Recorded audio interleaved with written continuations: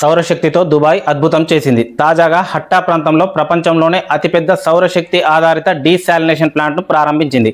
అంటే సూర్యకాంతితో సముద్ర జలాన్ని తాగునీటిగా మార్చే ప్లాంట్. ఇది ప్రతిరోజు 2 మిలియన్లకు పైగా ప్రజలకు తాగునీరు అందిస్తుంది. అది కూడా పూర్తిగా సౌరశక్తితోనే.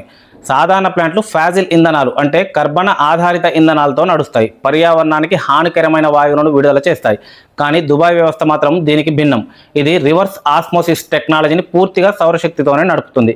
ఇక్కడ సముద్ర జలాన్ని అధిక సామర్థ్య గల మెమ్బ్రేన్ల ద్వారా శుద్ధి చేస్తారు. ఇది కూడా జీరో ఎమిషన్ అంటే 1 గ్రాము కార్బన్ కూడా ఉత్పత్తి కాకుండా. ప్రపంచ జనాభాలో 40% కంటే ఎక్కువ మంది ఇప్పటికే నీటి కొరతతో బాధపడుతున్నారు. అటువంటి సమయంలో దుబాయ్ ఆవిష్కరణ మన భవిష్యత్తుకి ఆశాకిరణం.